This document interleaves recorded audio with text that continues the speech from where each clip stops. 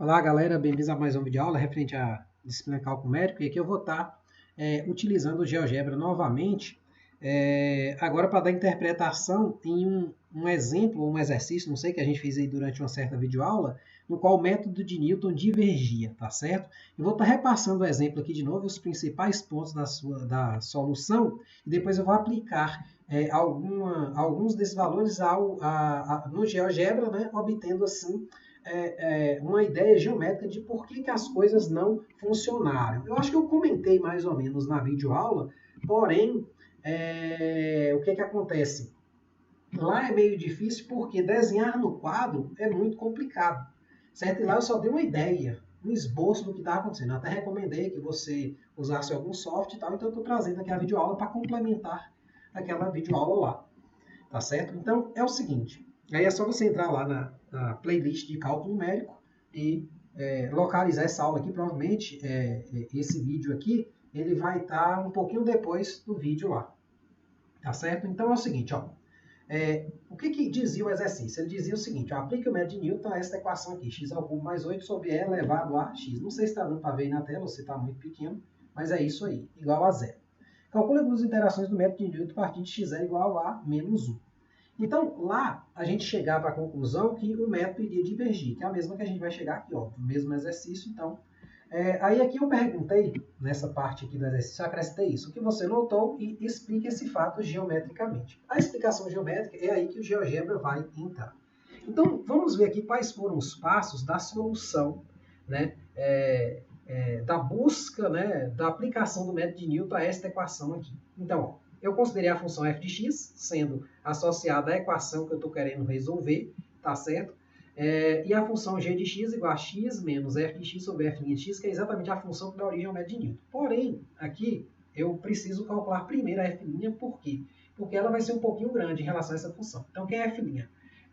Eu vou usar a regra do quociente para derivar isso aqui, então vai ser o quê? A função de baixo ao quadrado, no denominador, né? E aqui no numerador vai ser a função de baixo é elevada a x, vezes a derivada da de cima, que no caso, x ao cubo mais 8 vai dar 3x ao quadrado, menos a função de cima, né? X ao cubo mais 8, vezes a derivada de baixo, que é elevada a x. Então, aí eu coloquei que o elevado a x em evidência, tá? Deu isso, então eu corto 1 elevado a x com 1 daqui, o de cima só fica só 1 aqui embaixo, beleza. Então, a função g ela vai ser x sobre a f dividido pela f'. Então, quando eu for dividir essas duas funções, eu vou conservar de cima e ficar pelo inverso da de baixo. Então, esses elevado a x aqui eles serão cancelados. Então, repassando, isso aqui é a sequência do método de Newton. Faltou aqui um x menos, né? X menos isso aqui, mas não tem não. Então, tem x menos isso. Mas aqui embaixo eu coloquei, tá certo? Então, na hora da digitação eu acabei passando. Então, associando, pegando a sequência associada a essa função g aqui, eu tenho essa sequência aqui, certo?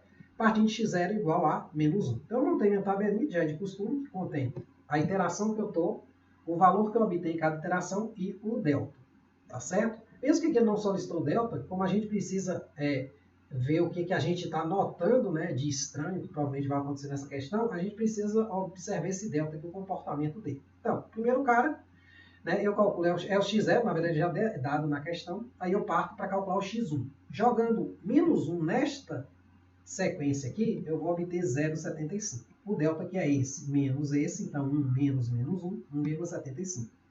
Aí eu obtenho o x2 o quê? Jogando o x1, que é 0,75, nesta sequência aqui, obtendo esse número aqui. Aí eu calculo o delta, poxa, né? Esse menos esse deu 1,25. Pô, diminuiu. Então parece que tudo parece que vai caminhar corretamente. Porém, quando eu jogo 2 nesta sequência aqui, esse número aqui, 2,0058004,6, eu obtenho esse número aqui, ó, esse valor aqui, 6,00231968.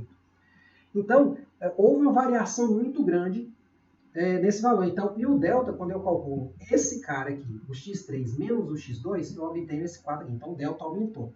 E, na verdade, você vai perceber que, à medida que você for calculando outros valores, você vai perceber que esse delta, ora ele vai aumentar, ora ele vai diminuir, mas assim, ele não vai indicar a convergência da sequência xn, certo?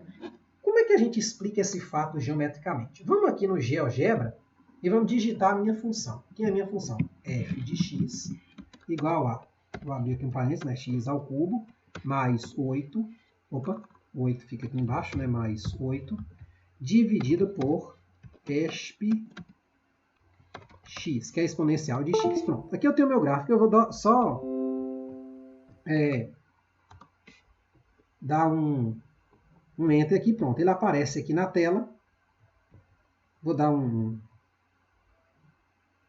encolhida aqui. Então, esse é o meu gráfico. Perceba que ele é assintótico ao eixo x, certo? Ele não vai tocar o eixo x partindo do lado, na parte positiva aqui. Então, ele é assintótico a zero, né? A y igual a zero. Então, ele vai ser assintótico, né? Ele não vai tocar. Isso é um detalhe importante.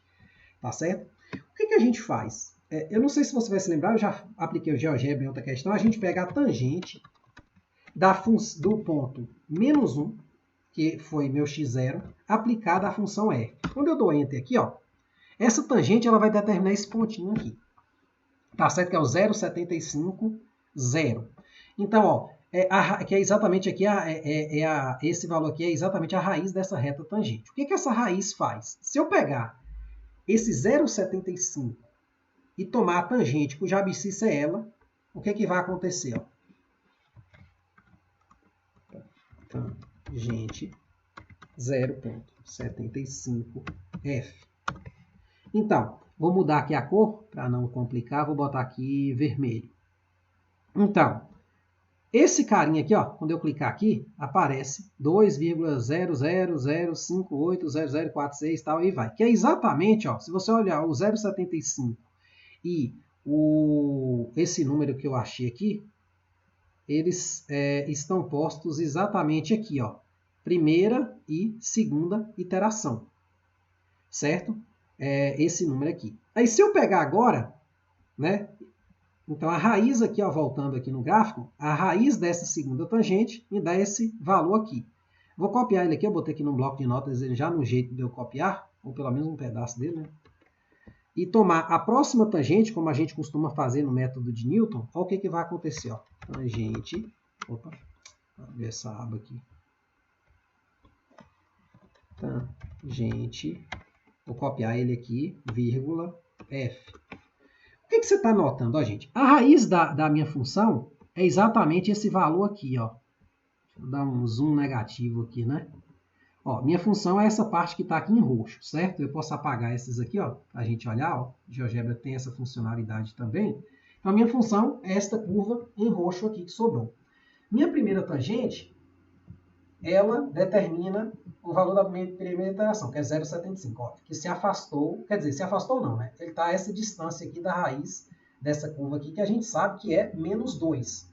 Certo? Se você voltar lá no exercício, eu cito que é menos 2, de fato. Né? Se você pegar aqui menos 2 ao cubo, vai dar menos 8, com 8 vai zerar a parte de cima, e elevado a menos 2 não é zero, então vai ficar 0 sobre e elevado a menos 2, vai zerar. Então a raiz é menos 2. Aí eu venho e pego esse menos 1 aqui, ele gera uma tangente que possa em 0,75. Eu vou pegar a tangente de abscissa 0,75, que passa por f, certo? Que é essa aqui. Ela vai me determinar esta outra tangente aqui. A raiz dessa outra tangente é esse número aqui, ó, 2,00 tal, que é exatamente o meu x2 obtido pelo método de Newton. Aí eu pego esse cara e mando agora a tangente cuja abscissa, a tangente à curva, né, aqui em roxo, cuja abscissa é esse valor aqui, certo? Quando eu coloco, se eu pegar aqui a tangente, ó, deu 6,00231968 e tal, aí é exatamente esse valor aqui, ó. É a terceira iteração. Se eu fizer isso, eu vou achando os demais valores. Mas aí é que vem a brincadeira. Por que esse método aqui divergiu? Deixa eu explicar aqui para vocês. Deixa eu apagar aqui as tangentes. Você percebeu que as tangentes elas estão se afastando, elas deviam estar se aproximando das raízes delas desse valor aqui, ó, que é exatamente a raiz, né, desta função aqui. O que acontece? Observe que essa função aqui tem um máximo, né? E a raiz ela fica de um lado do máximo, o máximo dessa função, sei lá, se eu bater aqui nesse pontinho, o extremo dela deu a abscissa menos 1,35530. Eu até coloco esse número lá, se eu não me engano, tá certo? Na videoaula. Então, se eu pegar qualquer valor de x depois, ou seja, à direita desse cara aqui, que for o caso do menos 1, do 0,75, do 2, as tangentes elas vão cair para cá. Elas vão tentar buscar um zero que não existe. Olha, observe que essa função aqui se aproxima de zero, mas ela não toca zero. Se eu der um zoom aqui, ó, é porque ela é tão colada que fica até difícil. Ela decai tão rapidamente, mas se você olhar, ela é um assíntota. Ó. Pronto, ó, ela não se aproxima de zero. Então, as tangentes, quando elas estão à direita do ponto crítico, elas caem para esse lado.